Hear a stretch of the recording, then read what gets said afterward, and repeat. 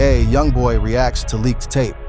Of his sister sleeping with 4KT members, the internet went into a frenzy over claims involving his sister and people allegedly tied to the 4KT camp, and the whole situation has fans bringing up a chapter of his life that he's probably wanted forgotten for years.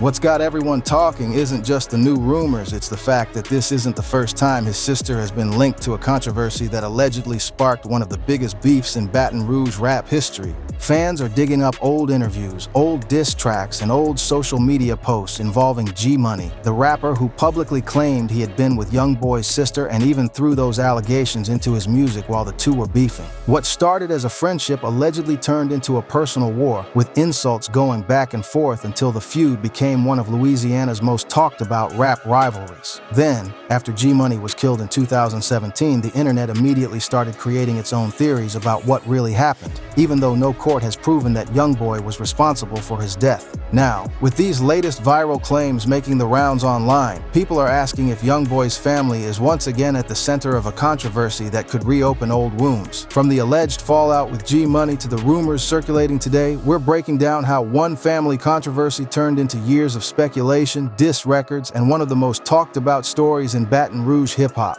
To understand how bad this got, you have to understand how close they once were. NBA Youngboy, born Kentrell Gaulden on October 20th, 1999, and Dariel G-Money, born Garrett Burton on June 14th, 1995, did not start as rivals. They started as brothers, both from Baton Rouge, Louisiana, both products of the same environment, both hungry for the same thing, a way out through music. Before either of them had a real fan base, before either of them had a record deal or a viral moment, they were part of the same collective. That collective was TBG, Top Boy Gorilla, a Baton Rouge crew that had roots going back to the era of Boozy Badazz, one of Louisiana's most legendary street rappers. TBG was not just a rap group, it was a brotherhood, a set of loyalties built on shared struggle and shared ambition. G-Money was 4 years older than Youngboy, and in those early years, that age gap mattered. G-Money was already moving, already making music, already building a name on the streets and online. Youngboy was younger, hungrier, and watching everything. People who knew both of them in those early Baton Rouge days described their relationship as genuinely close, the kind of bond that forms when two people come from the same nothing and see the same future in each other. They were not just running in the same circles out of geography, they actually rocked with each other. G-Money had real talent. His song Industry showed range and hunger. Put That Pride to the Side became a street anthem in Baton Rouge. His G-Pack track, a direct interpolation of Tupac's Ambitions as a Rita, showed he understood the weight of what he was trying to carry as a rapper from the South. He was not a gimmick, he was the real thing. And for a while it looked like he and Youngboy were going to ride that wave together. But Baton Rouge has a way of testing loyalties, and the closer two ambitious men are, the more dangerous the moment their paths diverge. At some point, Youngboy began pulling away from TBG and building his own lane under the NBA, Never Broke Again banner. This was not just a rebranding, it was a separation. Youngboy was developing his own crew, his own identity, and his own momentum. The music he was putting out was connecting beyond Baton Rouge. He had a rawness and an emotional directness in his delivery that was resonating with a generation of young listeners who had never been to Louisiana but felt every word he was saying. His output was relentless, his consistency was unmatched, and his growing fame began to cast a long shadow over everyone around him, including people who had been in the game longer. This is where the tension begins to build. There is no single universally agreed upon event that triggered the split between Youngboy and G-Money. What court documents, news reports, and people close to both men have consistently pointed to is a combination of factors: jealousy, loyalty tests, the natural friction that comes when two hungry people from the same place start competing for the same spotlight, and ultimately, a deeply personal incident that made the beef impossible to walk back. In August 2017, just weeks before G-Money's death, he sat down for an interview with the blog Say Cheese TV and gave one of his last on-record assessments of where things stood between him and Youngboy. He said Youngboy had got the big head after finding some success and made clear that the two of them would probably never make music together again, citing in part the drama involving Youngboy's sister. It was a candid public statement that told the world exactly where the relationship had landed. There was no reconciliation on the horizon. Both men had drawn their lines, and the streets were watching. Because at some point, G-Money had made a decision that changed everything. He had put Youngboy's sister in a song. This is the part that matters most for understanding everything that came after. According to the arrest warrant filed in connection with G-Money's murder, a legal document, not a rumor, not internet speculation, but an official court document, Garrett Burton released a song that contained derogatory lyrics about Kentrell Gaulden's sister. This is confirmed. This is on record. The warrant specifically cited this song as the event that ignited the public phase of the beef between the two former friends. Think about what that means in the context of where these men came from. In Baton Rouge street culture and in hip-hop culture more broadly, going after someone's family in your music is not just a diss, it is a declaration. It is a message that says the gloves are off, that this is no longer just about rap clout or industry positioning. This is personal. By putting those lyrics into a song and releasing it publicly, G-Money crossed a line that Youngboy was never going to let slide. Not publicly, and apparently not privately either. Youngboy's response came fast. According to the same arrest warrant, he fired back on social media, and from that point, the dissing escalated on both sides. The warrant described it clearly. In the days leading up to Burton's death, both Burton and Gaulden made multiple social media posts about one another that further inflamed tensions between the two groups. What had been a private tension between two former friends was now a fully public beef, playing out in front of thousands of fans online and on wax. Both crews, NBA and TBG, began to align themselves along these battle lines. Former brothers became opposition. The streets of Baton Rouge, already volatile, now had a rap beef layered on top of real-world tensions between two groups of young men who did not treat conflict as a metaphor. Youngboy also responded musically. He dropped "In the Name of NBA," a direct diss aimed at G-Money, and later, "I Saw It," which fans widely understood as another shot across the bow. The lyrics were aggressive, the intent was clear, and both tracks circulated heavily in Baton Rouge and online. This was not two rappers exchanging bars for clout. This was two former best friends telling the world and each other that there was no coming back from this. For G-Money's part, he did not back down. He matched Youngboy's energy publicly and made it clear that he was not intimidated by the NBA camp's growing power and reach. He kept moving, kept recording, kept performing. To his fans and his TBG brothers, he was holding it down. But the situation on the ground was becoming increasingly dangerous. Two rival crews from the same city with real history and real grievances were now fully at war. It was a Sunday night. G-Money had been at his recording studio on Dallas Drive in Baton Rouge, a place he used regularly, a place that was supposed to be his sanctuary, his workspace, the place where he built his music. He was 22 years old. He had just released new music. He had a growing fan base and a real future in front of him. He never made it out of the parking lot. G-Money was shot outside his studio that night and died from his wounds. The news hit Baton Rouge like a shockwave. Within hours, social media was flooded with tributes, with anger, with grief, and with accusations. The beef between NBA and TBG had been escalating for months, and now one of the central figures in that beef was dead. The internet did not wait for facts. Theories began circulating immediately, and the majority of them pointed in one direction, toward Youngboy's camp. Youngboy himself was never named as a suspect. He was never charged in connection with G-Money's death. That is important to state clearly. But the streets talk, and the internet talks louder.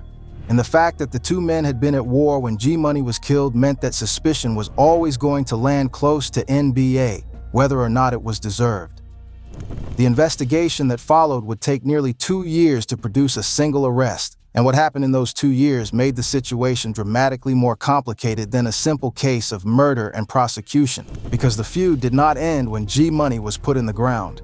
If anything, it escalated. The months and years following G-Money's death saw the NBA-TBG conflict metastasize beyond the streets of Baton Rouge in ways that authorities would later document extensively in court filings. Multiple shootings, multiple victims, a feud that law enforcement officials openly referred to as a gang war rather than a music industry dispute. One of the most high-profile moments came on Mother's Day 2019, nearly 2 years after G-Money's murder. Youngboy and his entourage were ambushed outside the Trump International Beach Resort in Sunny Isles Beach, Miami. His girlfriend was shot and wounded. 3 innocent bystanders were grazed, and a 43-year-old man named Muhammad Drady, a rental car employee who had just finished his shift and was heading home to celebrate Mother's Day with his family, was killed by a stray bullet. He had nothing to do with any of this. He was simply in the wrong place when two rap crews from Baton Rouge brought their war to a Miami resort on a Sunday afternoon. Prosecutors would later link the Miami shooting directly to the ongoing TBG-NBA feud. Lit Yoshi, whose real name is Miyoshi Edwards, was identified by Louisiana prosecutors as a TBG member allegedly connected to the Miami attack. A prison phone call recording captured Edwards and another known TBG member discussing the NBA group and the shooting. That call became part of the evidentiary record in Edwards' attempted murder charges back in Baton Rouge. The East Baton Rouge Parish Assistant District Attorney Stuart Theriot said it publicly in court filings. The Miami shooting was part of the same story that had started on Dallas Drive in Baton Rouge in September 2017. Also documented by authorities was the shooting of DeAndre Fields, the same NBA pap who would later be charged in G-Money's murder, who was nearly killed in a separate shooting in which Lit Yoshi was accused of targeting him. The cycle of violence had become so entrenched that even the man charged with G-Money's death had himself become a victim in the ongoing war between the two crews. These were not isolated events. This was a sustained conflict with a body count, and G-Money's killing was the triggering event that prosecutors consistently pointed to as the moment it all went irreversible. The feud also claimed additional TBG members. Ashton Wells, a TBG affiliate, was killed. Youngboy's own agent, Desmond Hardnett, was also among those who lost their lives as the conflict escalated. The toll was not abstract. Real people were dying, real families were destroyed, and the legal system in East Baton Rouge Parish was being stretched to its limits trying to prosecute a conflict that nobody involved was willing to cooperate with from the witness stand. The investigation into G-Money's murder took nearly 2 years to produce an arrest. In June 2019, Baton Rouge police announced they had arrested DeAndre Fields, known as NBA Pap, a 24-year-old associate of Youngboy's NBA camp from New Roads, Louisiana. Fields was charged with second-degree murder in connection with G-Money's shooting death. He pleaded not guilty. The evidence against Fields was specific and damaging. When detectives first questioned him in the hours and days after the shooting, Fields claimed he was not even in Baton Rouge at the time. Phone records proved otherwise. They placed him in the city, not out of town as he had claimed. He also told investigators that he fled Baton Rouge with his mother and his son after the shooting because he feared retaliation, a detail that prosecutors argued spoke to his consciousness of guilt. He knew what had happened, he knew what it meant, and he ran. But the most chilling piece of evidence documented in reporting around the case was something Fields had said in an interview prior to G-Money's death. When asked pointedly which of his associates in the NBA crew would shoot people for the group, Fields reportedly answered, "To be honest, me." He also referenced problems in the streets. Those words would come back to haunt him when investigators started building their case. Detectives also tracked the weapon. Shell casings discovered on Jefferson Avenue in Baton Rouge matched those found at the scene of G-Money's killing. Investigators believe Fields arranged to dispose of the firearm by giving it to a group of people who lived on Jefferson Avenue. His phone records showed he contacted people from that group in the hours immediately following G-Money's death. The evidence taken together was considered sufficient to secure a grand jury indictment. Also charged in connection with the case was Mohandas Mo DeWitt, a 20-year-old who faced charges as an accessory after the fact. A third individual, identified only as Teen Slip, who was a minor at the time, was also implicated. The prosecution built its case around witness testimony and the physical evidence tying Fields to the events of that September night.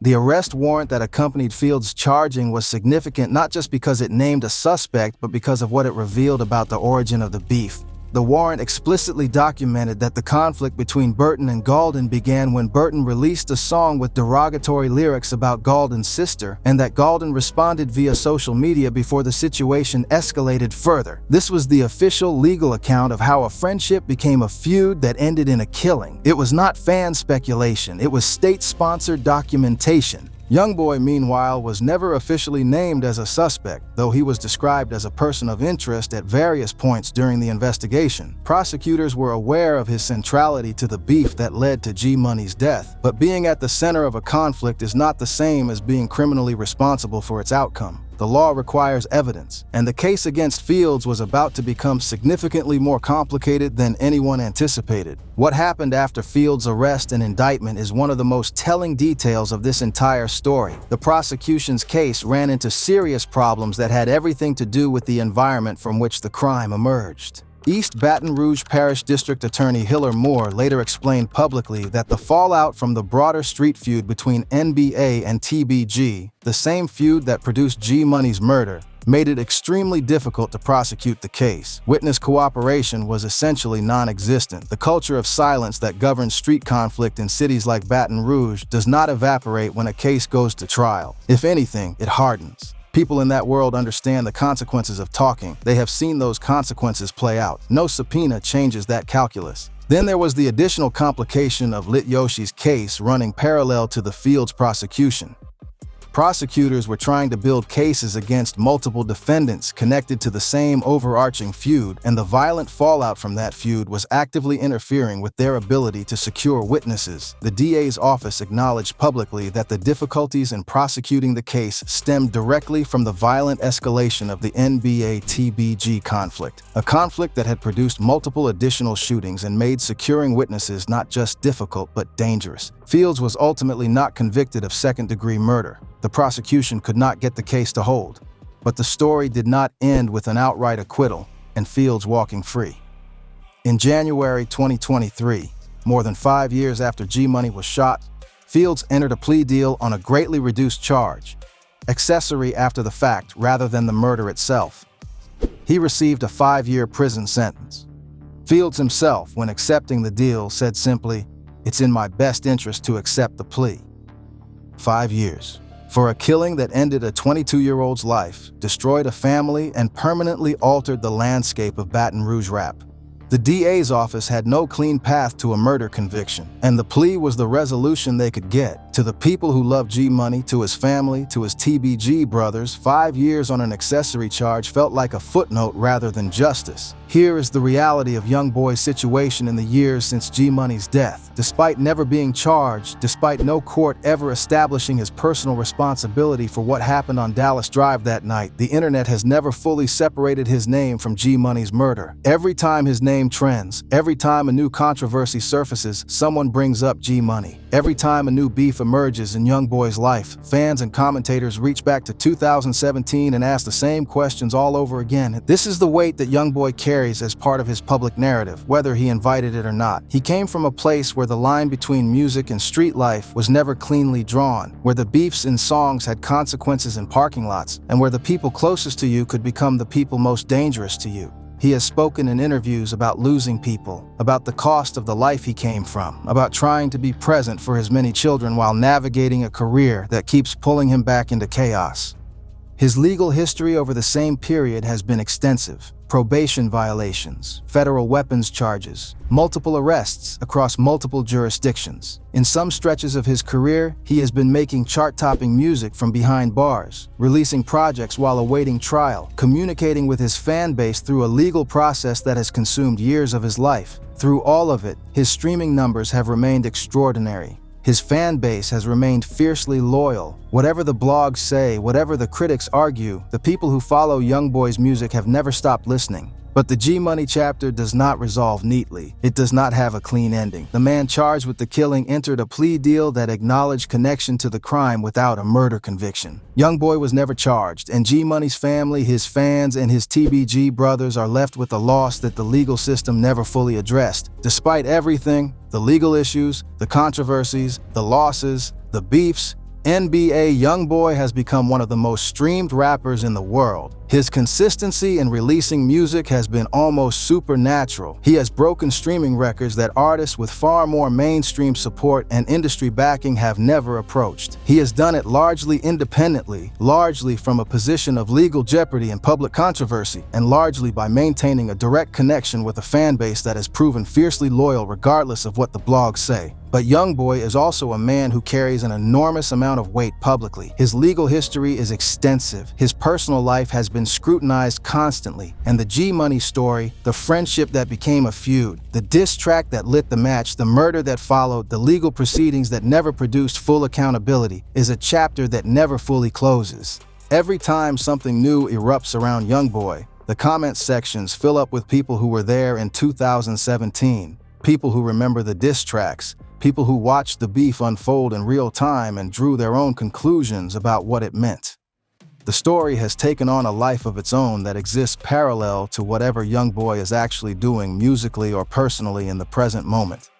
The tragedy is that this story contains two young men who both had real talent. One of them became a global streaming phenomenon. The other is dead at 22, remembered by his fans, honored by his brother, and represented in the legal record by a 5-year plea deal. Those two outcomes are separated by a song that contains some lyrics, a social media response, and whatever chain of decisions followed in the weeks and days that led to a parking lot on Dallas Drive. Da Real G Money was 22 years old when he died. He had a genuine gift. He had a fan base that loved him. He had a brother in Fredo Bang who has carried his name forward with everything he had, through tributes, through albums, through years of interviews in which he refuses to let the world forget who G was and what was taken from Baton Rouge when he was killed.